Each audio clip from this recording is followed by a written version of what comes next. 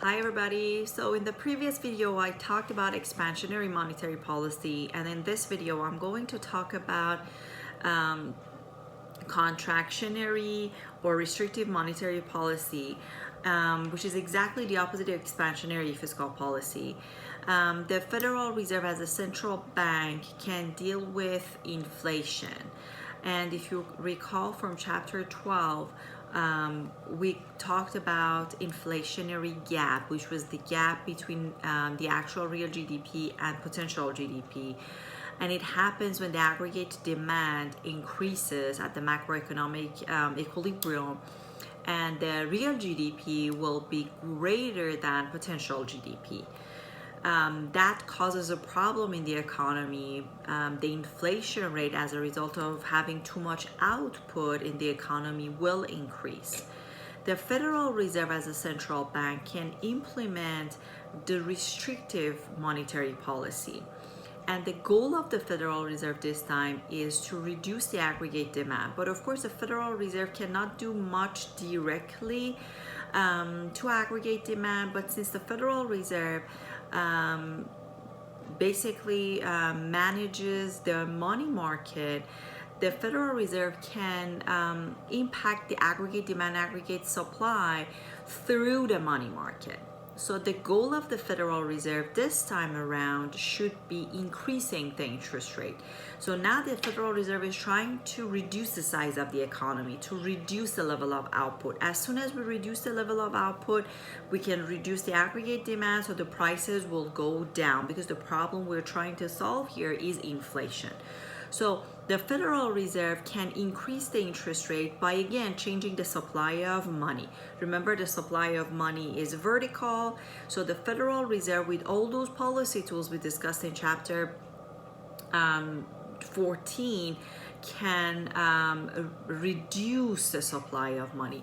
As soon as we reduce the supply of money, we have a leftward shift in the supply of money, the interest rate will go up. So supply of money and interest rate, if you remember, they move in the opposite direction. So the Federal Reserve can increase the interest rate by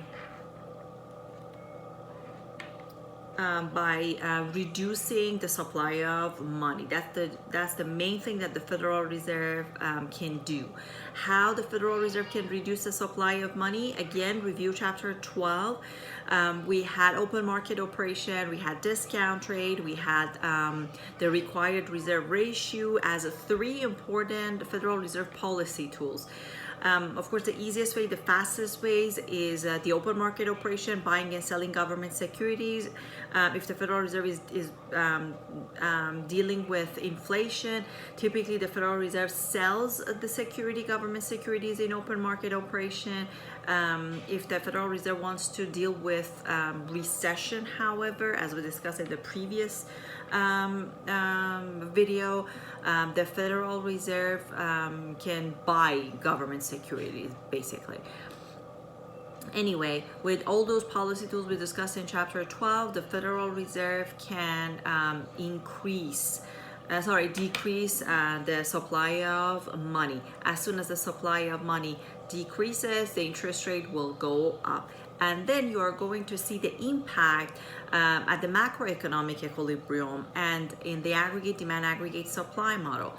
As soon as the interest rate increases, it means that borrowing is more expensive, so investment in the economy will go down. It's just expensive to borrow money. People are not going to spend much.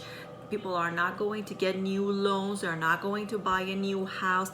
They are not going to get a new credit card. So people's spending will go down, investment will go down. As a result, aggregate demand will go down. So the aggregate demand will shift to the left, and that was the goal for the Federal Reserve, to reduce the size of the economy, to reduce the amount of output in the market at the macroeconomic level.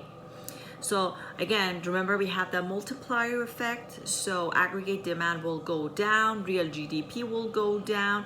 As a result, consumption expenditures and investment one more time will go down. So we see the multiple decrease in aggregate demand. So these gradual and small changes in aggregate demand at the end will move kind of the economy to a place where one more time we have that equality between real GDP, actual real GDP, and potential GDP, and we're back to full employment.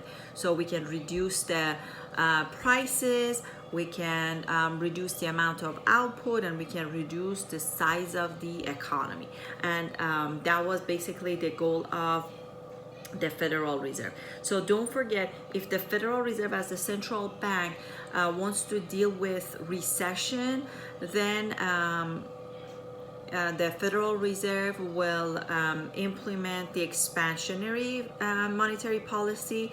If the Fed wants to deal with inflation, the Federal Reserve will implement the restrictive monetary policy.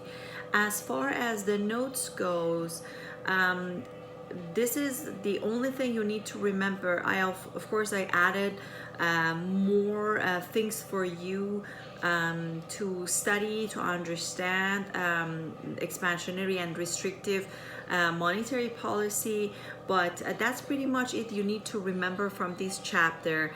Know the definition of monetary policy, but again, to understand fiscal policy and monetary policy, you have to remember what we discussed in both chapter 14 and chapter 12. So make sure you understand them. Remember, chapter 13 and chapter 16 will be only on the final. So those of you who are planning to take the final exam, you have to study chapter 13 and chapter 16, fiscal policy and monetary policy.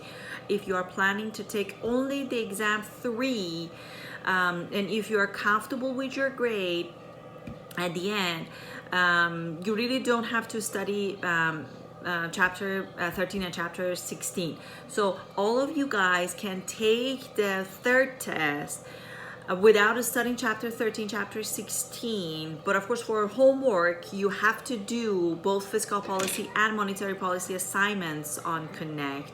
But take the third test, look at your grade. If you're fine with your grade, you don't have to take the final exam. But if your grade is low, your overall grade in class after exam 3 is still low, or if you missed an exam, you have to take the final, okay? And for the final, you have to study everything from the beginning, including chapter 13 and chapter 16. Of course, I will talk more about the exam 3 and the final exam when we're getting closer to our exam dates, but for now, that's pretty much it. Congratulations, that was our last topic. We did it. We finished everything that we were supposed to cover, and I hope that you understood monetary policy. Let me know if you have any question. All right.